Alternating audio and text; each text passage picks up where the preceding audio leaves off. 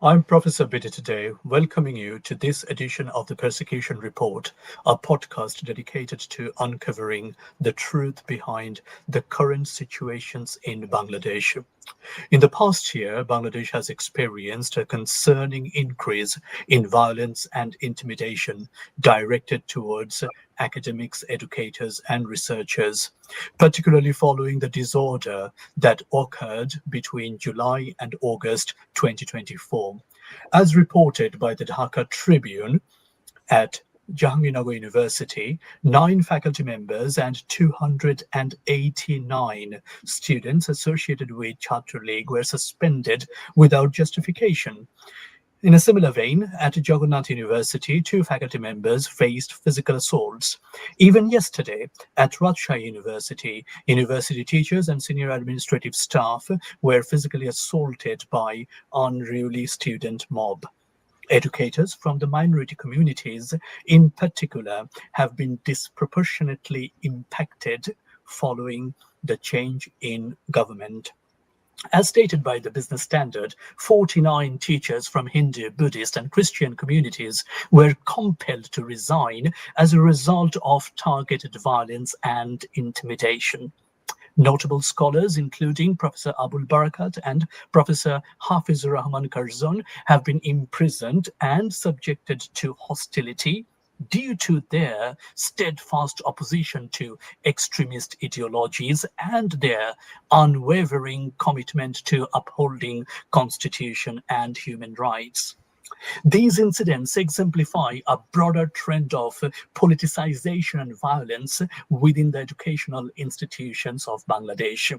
These institutions have been co opted to exert political power by the current regime led by Muhammad Yunus, along with his collaborating student organizations that also include Islami Chhatra Shibir, a group which have a documented history of violence, intimidation, and communal politics.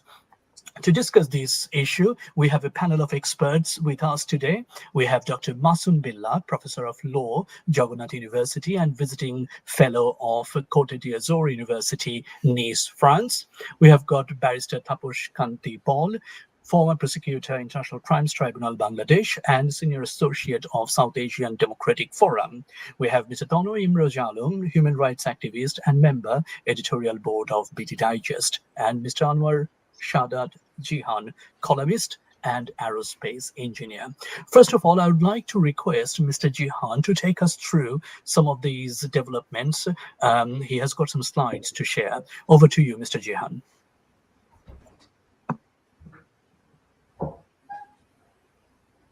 Thank you, Mr. De, for connecting me today. And many thanks to our wonderful panelists for taking the time to join us today. Teachers are like candles. What does a candle do? A candle consumes itself to provide light for others.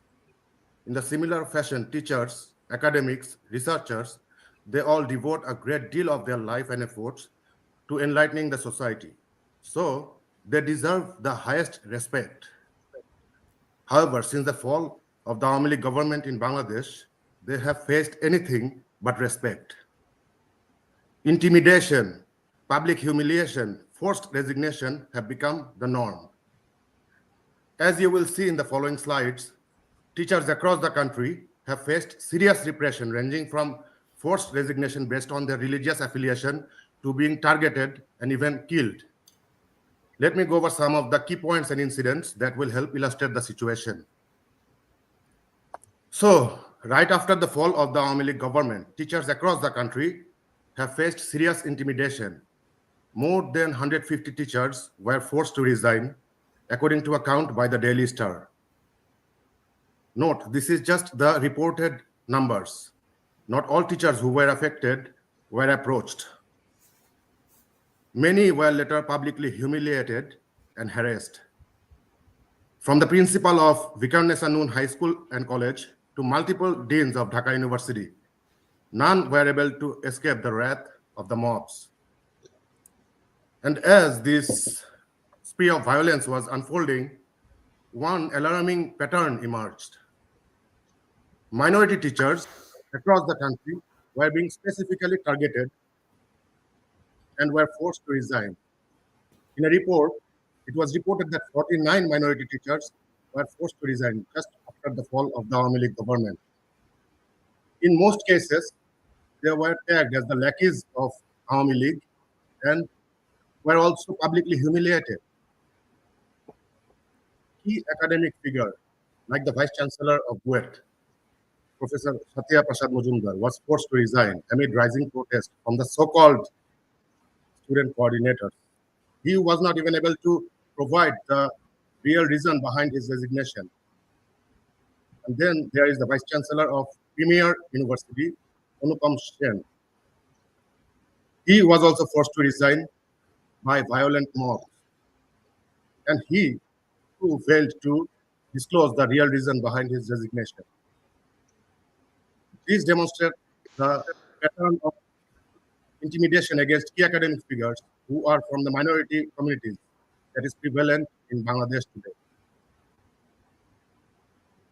Now, it did not stop at intimidation. There are cases of outright brutality. And in some cases, this brutality was backed by state power. For example, the case of Shikharani in Muradnagar, Kumilla. Shikharani, a teacher of a school in Muradnagar, Kumilla, was brutally attacked by a group of 39 men. This group was led by none other than Bilal Hussain, the headmaster of this school. She was faced with barbaric physical, mental, and sexual torture simply because she belongs to a particular religious group. Here it is important to note that Bilal Hussain is the father of the illegal advisor of Yunus, Asif Mahmoud Shojib Bhuya. And this brutality reflects the Bangladesh that the Yunus regime, that the unconstitutional Yunus regime has established in just 1 year. Students affiliated with the student wing of Bangladesh Awami League have faced serious repression as well. They have been barred from attending universities. They have been wrongfully imprisoned, and in cases, they have been killed. We remember the student leader from Rajshahi University, Masood, who was brutally killed by a violent mob as he went to buy medicine for his children, newborn baby. In Jahangirnagar universities, 289 Chhatra League activists and 9 teachers were suspended without any explanation. They were also tagged as the lackeys of the Awami League government. And this trend of intimidation against not only the academics, but also the students paint a very dark picture for the academic sphere of Bangladesh. And then there is murder. Even retired teachers are not being spared. Mrinal Kantri Chatterjee, a retired teacher, was brutally hacked to death at his residence in Bagerhat. The assailants did not even spare his daughter and his wife. And the trend, Mr. Day, that you are seeing here continues till this very day. As recent as September 17th, I believe, September 17th of this year, Tasmin Aranaj, an assistant teacher at a government primary school, was brutally murdered.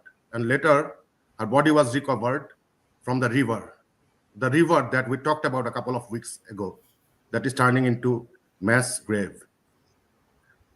From these incidents, Mr. Day, it is evident that the unconstitutional, illegal Yunus regime is failing to safeguard the academics of Bangladesh and is instead driving the destruction of the academic sphere.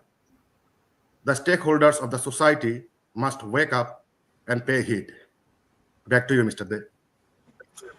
Thank you very much, Mr. Jihan. That's really concerning. And we can see that starting from physical assault, harassment, forced intimidation, and resignation. And also, we have seen a few incidents of murders. But has Bangladesh been like this always? I will now move to Dr. Billa, who is an eminent academic himself. Dr. Billa, what do you think about this situation? Do you think that has it been a regular scenario in Bangladesh? I mean, what is it like to be in the education sector in Bangladesh? Not really. That has not been the case historically, right? Thank you, Professor Bididde, and my greetings to my colleagues. And through you, I want to wish a very good afternoon to all of our listeners. Now, if I compare Bangladesh with a manuscript, you will see that our universities are its margin. It was always alive with annotations, arguments, and sometimes corrections. Let me say, uh, audacious corrections. And we are a nation that takes education seriously enough to debate about it till midnight and still show up to teach at the dawn. So that mixture of stubborn humor and devotion explains both our strength and why today's assault, as has been just replicated by Jihan's presentation, assault on academic life, hurts so deeply. Very unfortunate. Now, culturally, you will agree with me. Bangladesh has always been an education hungry society. Let us take the example of Dhaka University itself. Dhaka University stands at the center of our story and history. Since 1920s onwards, it has produced intellectuals of international standing, scholars and poets, scientists, jurists, and whatnot, philologists, whose ideas travel far beyond the borders. Even in the post independence setting, right, it remained a crucible of creativity and resistance. And we should remember that Bangabandhu Sheikh Mujib, who enacted the Dhaka University Ordinance and arguably other university statutes, is consciously designing it to cultivate academic freedom. And his vision was of the university to have to get it as a canvas of knowledge, a vanguard of national imagination, and to force liberty, where knowledge will be cultivated, disseminated. Now, standing today in Bangladesh, you can count that there are over 100 universities in Bangladesh, thousands of affiliated colleges, and fast growing population. This is not merely an statistics. It is the national destination expressed in numbers. Now, education, we all know that has not been a luxury. It is our people's deep, abiding faith for constituting a nation for tomorrow. But for that, what is necessity? We need to understand that universities must remain what? Sanctuaries of dissent, devoid of intimidation, full of cultural renaissance. But if academics like us, like yourself, live in fear, if communities, especially the minority communities, like it has been depicted in the presentation itself, are forced out, then the immediate effect is what? Brain drain. But the deeper tragedy is that the classroom itself shrinks. And with that, the nation's horizon also, gets narrowed down. Our youthful enrollment could be our research resource, but only if universities are allowed to be homes of free thought and fearless debate. So, to conclude this, the answer of your question, if we lost that freedom, we lost just not the scholars, but the very country we might have become. Couldn't Thank you. agree more with you. Thank you very much, Dr. Billa. That's very insightful. I personally had my higher education in Bangladesh, and also I served as a lecturer in a Bangladesh university for a couple of years. And I have got very fond memories of debating cultural activities where we witnessed what you said, the real culture of the creation and dissemination of knowledge and the cultivation of freedom of expression, which kind of is fundamental to a university's characteristics. Now, incidentally, the mayhem, the widespread riots which led to massive destruction, loss of lives in July and August, those also had a start in our major universities. And I wonder that how these can be connected, that those 2 months of lawlessness looks like never disappeared. It continued till today. And Barrister Ball, being an eminent lawyer himself, do you see that there is a connection between these anarchy within universities and the anarchy that we can see in the wider society, which all started from those 2 months of July and August in 2024? Thank you, first of all, having me. And yes, definitely there is a connection. But I will start from 1971, because the similar design we have witnessed in 1971, when the best of our educators and think tank people were targeted and eradicated. That was the same design they are working on. The situation in Bangladesh's education sector since the events of July and August 2024 is nothing short of catastrophic. What we are witnessing is just a breakdown of the law and order situation, from primary schools to universities, colleges. The very people entrusted with nurturing critical thinking and democratic values are now being targeted, often by their own students, manipulated by political forces. Take Jahangirnagar University, for example. 9 faculty members and nearly 300 students affiliated with the Chhatra League were suspended without due process. At Jagannath University, 2 faculty members were physically assaulted. These are not isolated incidents. They reflect a systematic collapse of institutional integrity. Minority educators have been disproportionately affected. You have already presented that since the change in government, 49 teachers from Hindu, Buddhist, and Christian communities have been forced to resign due to targeted violence and intimidation. This is a clear violation of constitutional protections and international human rights norms. It's not just discrimination, it's persecution. Think about the case of Professor Abul Barkat and Professor Hafizur Rahman Karjan. These incidents are emblematic. Both have been imprisoned, not for any criminal wrongdoing, but for their principled opposition to extremism and their unwavering commitment to human rights. Their persecution sends a chilling message. Dissent will not be tolerated, even in the realm of ideas. One particularly disturbing story that you have mentioned is of Shikharani, who was a respected educator. She was forced out of her position through a campaign orchestrated by the father of an illegal advisor. This wasn't just nepotism. It was a calculated act of vengeance and political engineering. It shows how deeply the rot has spread, where personal vendettas are executed through institutional power. The involvement of groups like Islami Chhatra Shibir, like in 1971 Chhatra Sangho, with their history of violence and communal politics, has further destabilized campuses. These student organizations, once meant to represent youth voices, have become instruments of repression. They operate with impunity, often with direct backing from the regime. This politicization of education is deeply dangerous. When universities become battlegrounds for ideological control, the very essence of learning is lost.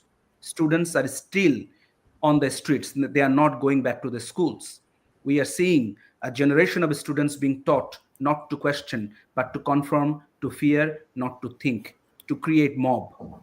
The lawlessness across society has seeped into classrooms. Teachers are no longer respected, they are threatened, assaulted, and removed. In some cases, we have seen mobs have stormed campuses, forcing educators to flee. The sanctity of the classroom has been violated.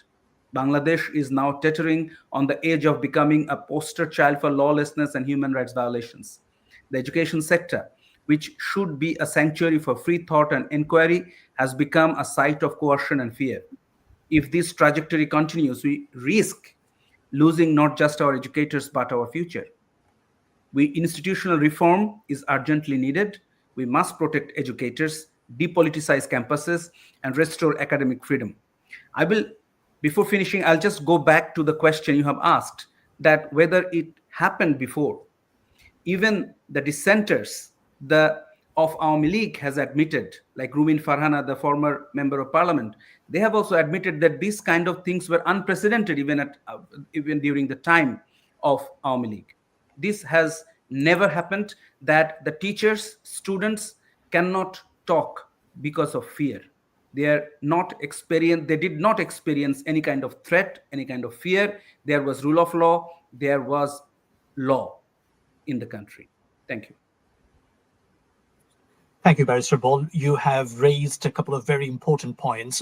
One is the comparison between the current situation and what we know about the history in 1971, when our intellectuals were targeted and killed in order to disrupt and to destroy the country's prospect for future growth and future intellectual development. And it is a kind of a testament of what we see now, that there is also an effort to derail the country from the path of intellectual nourishment, and also to for the development of a society that would be underpinned by freedom of expression and free thinking. So yes, and that's one very, very valid point. And also the point you mentioned about, which I also touched upon, and Mr. Jihan actually put a slide on that about the persecution of minority academics or educators. Both points require some further elaboration, which I will do later on. But now I'll come to Mr. Tanoy, that a couple of weeks back, as Mr. Jihan also alluded to, that we did an episode on our rivers becoming dumping ground for dead bodies, and we noticed an incident where a teacher's body, a female teacher's body, was found on a river bank. So how do you see these? I mean, that Professor Ball also, Barrister Ball also mentioned that there is the lawlessness, but also the fact that the educational institutions and educators are being persecuted. How do you see the overall picture, Mr. Alam? Good evening, Bangladesh. First, I would like to add a few points to Professor Masudullah. What Bangladesh's universities are like, how vibrant is our marketplace of idea. That the idea of Bangladesh was forged in our universities. That historically from 1947, that every movement in Bangladesh, including our recent movement, which happened in 2024, as we know, the student uprising, it happened inside Dhaka University. Dhaka University is debating society. All the student leaders who are prominent today and who are persecuting other ideas today, Hasnat Abdullah, Shardis Alam, Nahid Islam, Mahfuz Alam, all of these students are the members of Dhaka University Debating Society.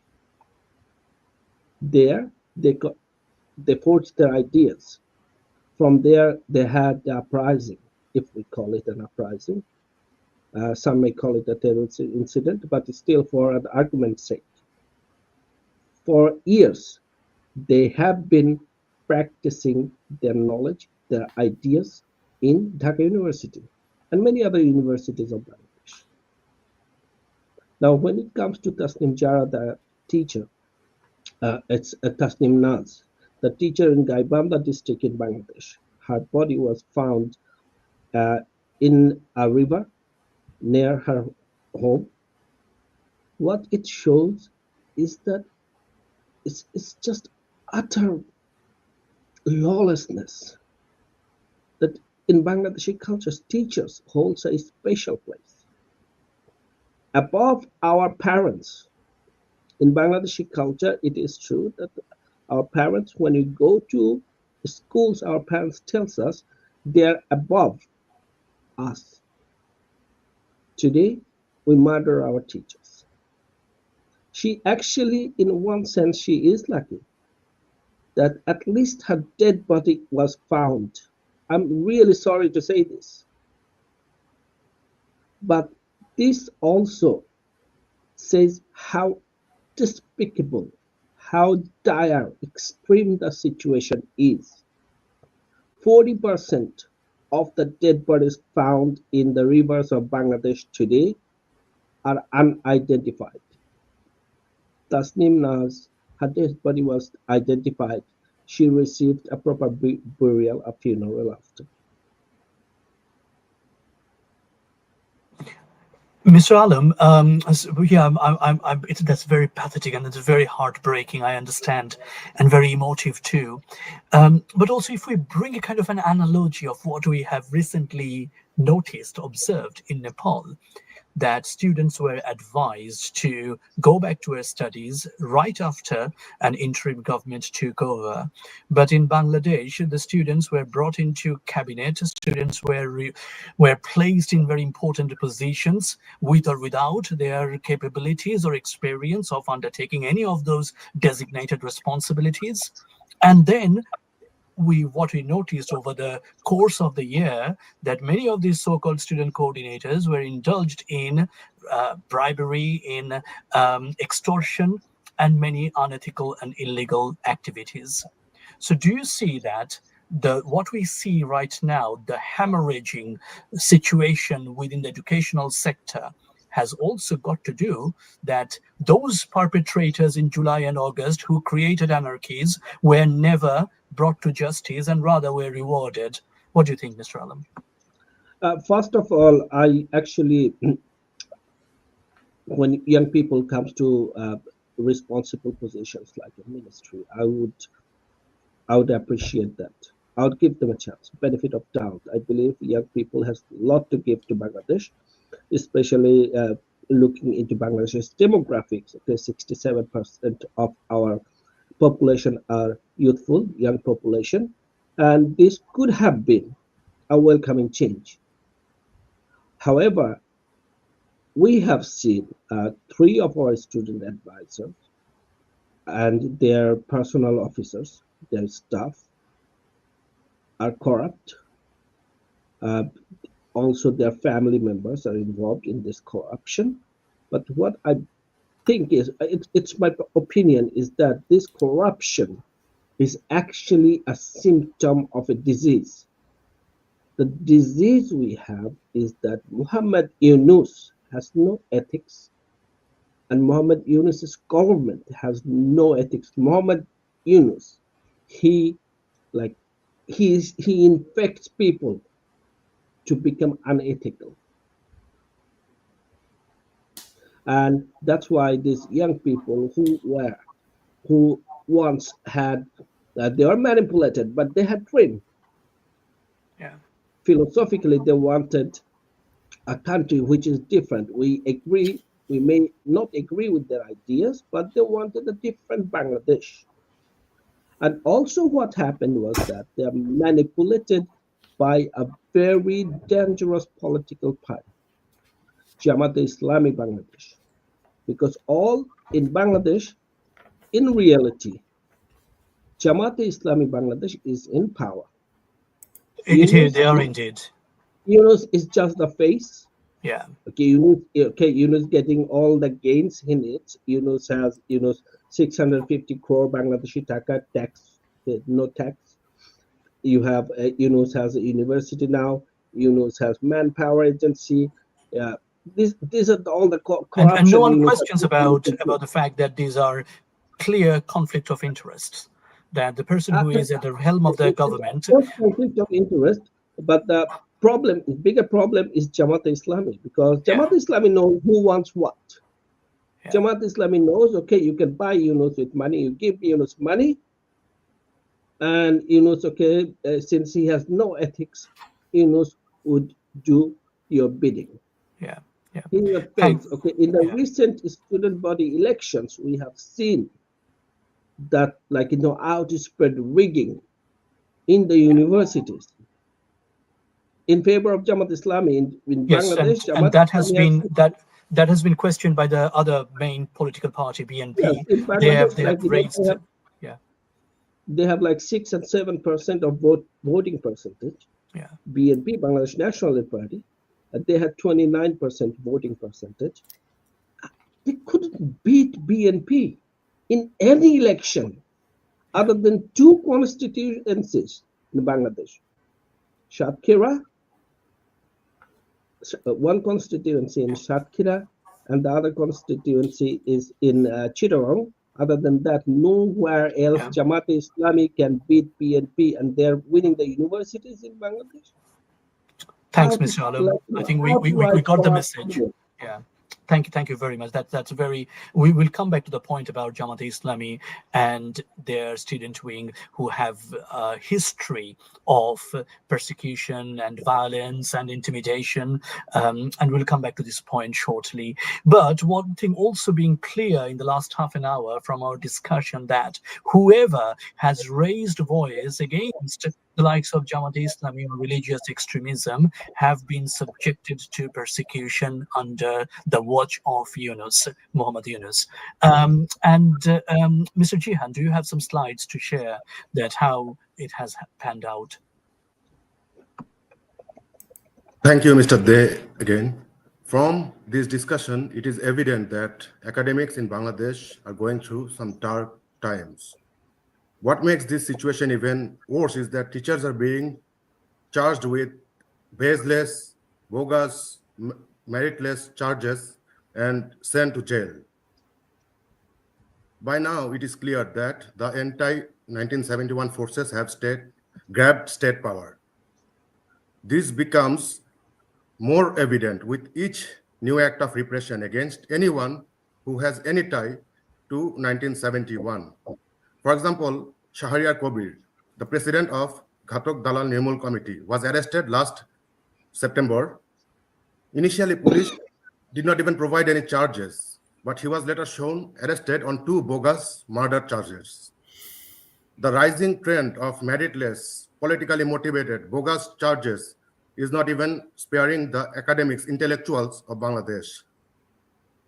Then there is Professor Karjon, who was unlawfully arrested immediately after he offered a critical evaluation of Jamaat Islami, the main primary force against the liberation of Bangladesh. Anyone who dares to criticize anti-1971 forces is being targeted, slapped with fake corruption and murder charges, and sent to jail. In the latest spree of cases against academics, Dr. Atiur Rahman and prominent economist Dr. Abul Barkat were charged by the SEC with baseless graft allegations, and Dr. Abul Barkat was even recently arrested. Now they are charging anyone they see as a threat with fake, meritless charges. Even teachers who are lawful citizens of other countries are being barred from traveling abroad. For example, Jagannath University VC Dr. Sadeka Halim, who resigned after the fall of the government, and she was prevented from traveling abroad even though she is a British citizen. They are not letting a British citizen travel to England. So, Mr. De, these incidents show that when Yunus fails to intimidate through mob pressure, he turns to the judiciary and he uses fake meritless allegations to silence them. Back to you, Mr. De. Thank you very much. Dr. Billa, without any further introduction, I'll just get straight to the point, is that is it going to affect the culture of freedom of expression in our higher education institutes? I apprehend, sir. And I sense a particular pattern. And before doing justice to your question further, let me just make a comment on Mr. Alam's reference to dead bodies found in rivers. I was watching the telefilm Baddha Bhumite Ekdin by Kausar Chaudhary. In that documentary, he claimed, he established that almost all the rivers of Bangladesh during 1971 was like a slaughterhouse. Same is the pattern we are finding nowadays. Now, I was going through a very insightful quotation from Barton Russell that neither a man nor a crowd nor a nation can be trusted to act humanly or to think sanely under the influence of fear. So we are in a state of fear that captures our national crisis today. And fear has been the defining principle of academic life in Bangladesh. Fear of reprisal, fear of mobs, fear of political targeting, branding, tagging, and under fear, no nation can think sanely. You have referred Professor Curzon's history. What he did, he stood for the founding values of Bangladesh, just uphold the constitution.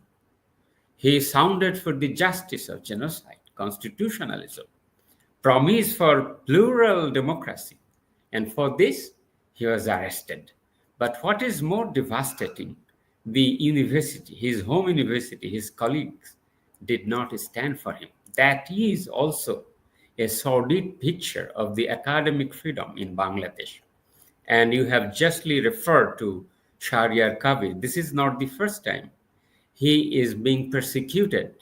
I gently remind you that back in 2001, he was also arrested and persecuted when he documented the minority repression in the post 2010 election. You remember it. And then the judiciary, declared his incarceration illegal. But now the judicial culture has also been robbed by Professor Yunus's administration. So clearly, a pattern has emerged. You have referred Professor Abul Barka. One of his crimes is that he wrote about the economic of fundamentalism. So you can easily sense and discover the pattern that if you speak about 1971, if you speak against the rise of fundamentalism in the country, you are being chalked down, you are being just throttled down. And if I may add a bit dark sarcasm, Professor Bidit, under Yunus's administration, what we are witnessing now is not an academia.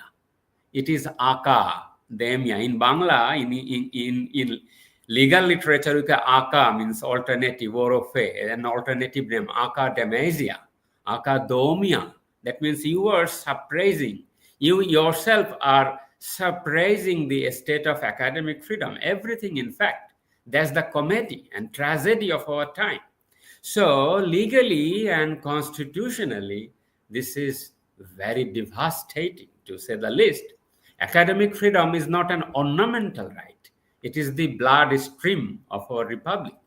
And to criminalize the inquiry, to put handcuffs on the academics is not something good.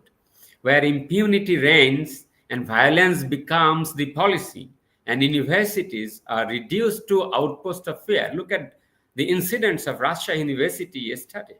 Such a shame.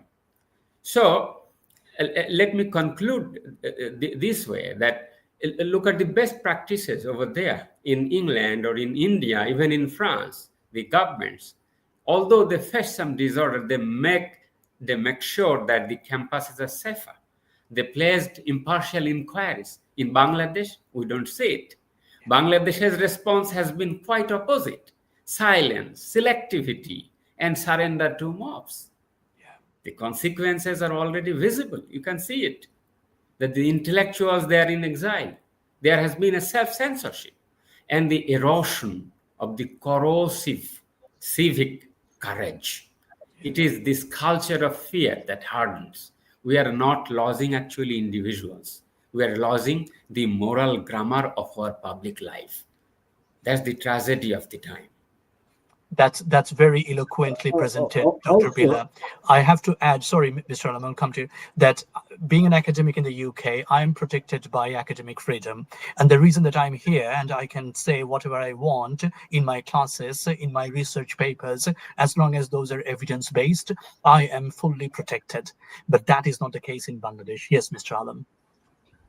that the university associates, the religious hub right now, they're imposing a ban on music teachers in Bangladeshi institutions.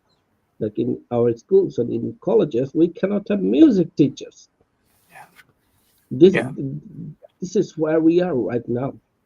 So it's like in all ways, in all possible manners, suffocating the nation and establishing a doctrine of extremism, because Mr. Yunus is fully kind of pandering to those extremist religion outfits, the likes of Jamaat Islami or Hefajat, right, who do not want to see a progressive, inclusive, and pluralistic Bangladesh. And on that note, Barrister Ball, in any authoritarian, particularly very fanatic, fundamentalist governments, they particularly come down heavily on various intersections. So we see that academics and researchers and educators are in trouble, but the ones who come from minority ethnic backgrounds are in even bigger trouble. What do you think?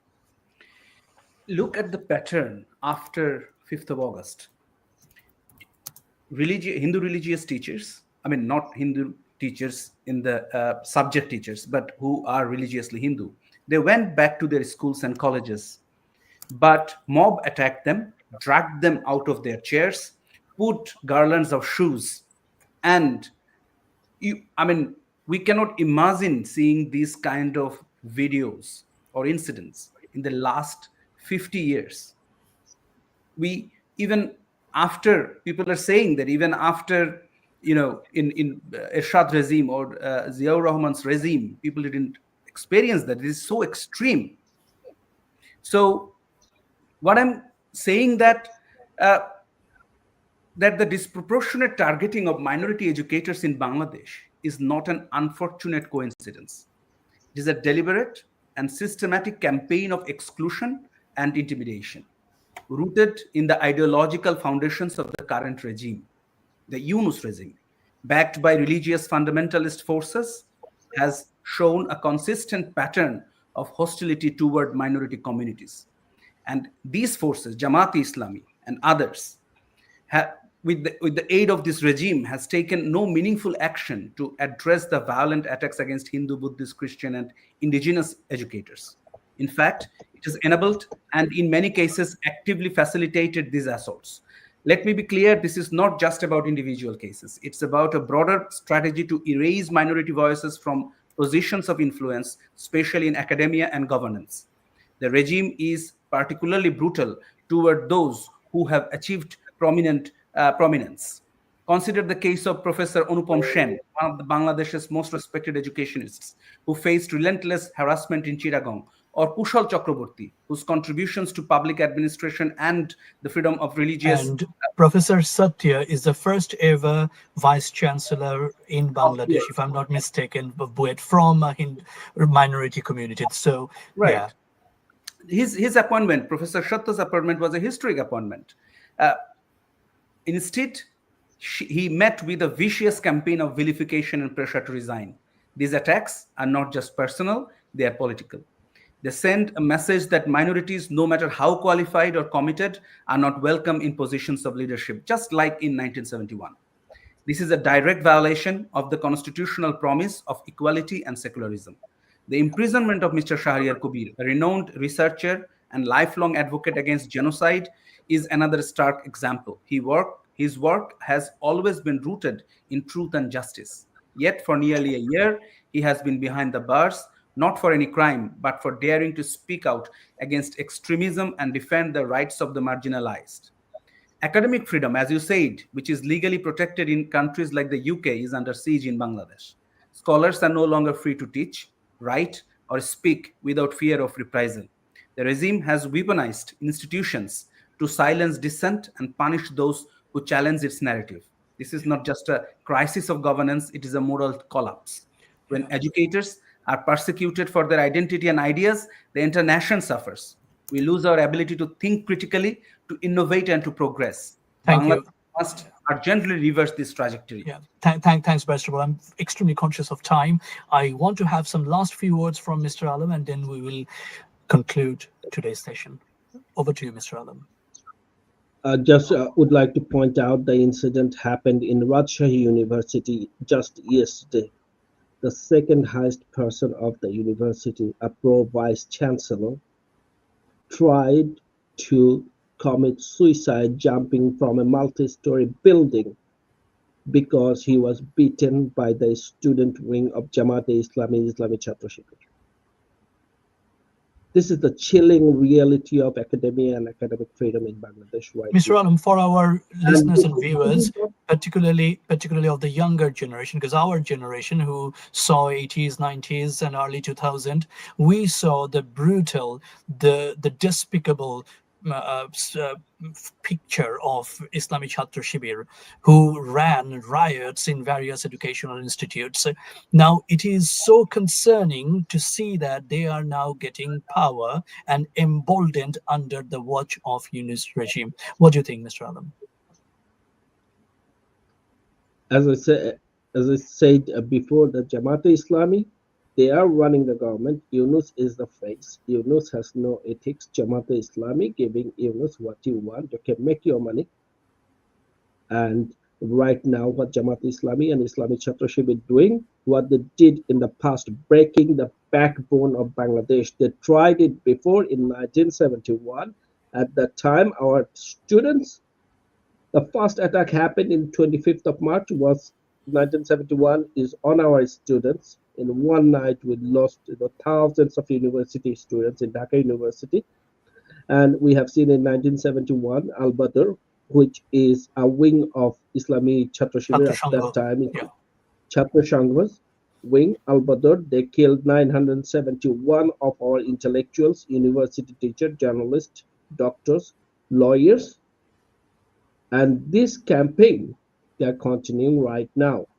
They want to destroy the marketplace of idea we have, the vibrant culture of educating people, research, bringing ideas based on our marketplace of idea, Bangladesh, a country of 170 million people with a small land space, 144,000 square kilometers, no notable mineral resources.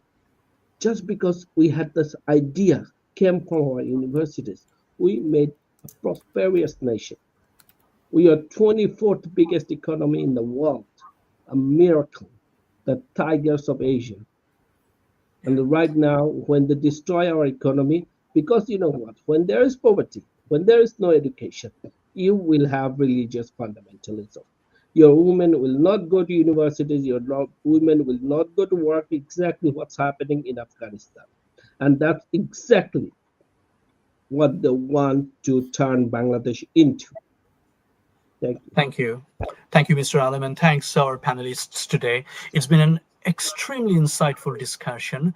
And if I may just quickly summarize what we have discussed, it's basically the present circumstances illustrate the troubling trajectory of Bangladesh. It is a precarious situation when the education sector, the very heart of the nation, which serves as a foundation for the nation's intellectual development and the hub for the creation and dissemination of knowledge, is subjected to coercion. This presents a significant risk to the nation's capacity of upholding freedom of expression, as our panelists mentioned, and to foster critical thinking. Bangladesh is on the verge of, as Barrister Ball rightfully mentioned, becoming a poster child. I would say poster child of lawlessness, human rights violation, and total destitution. It is a race against time. We have to react now, dear listeners. If we do not, our next generation will blame us. Our next generation will not be safe. Stay well, stay safe, and take the very best care of yourself. Until next time, I am Bidit Day signing off. Thank you.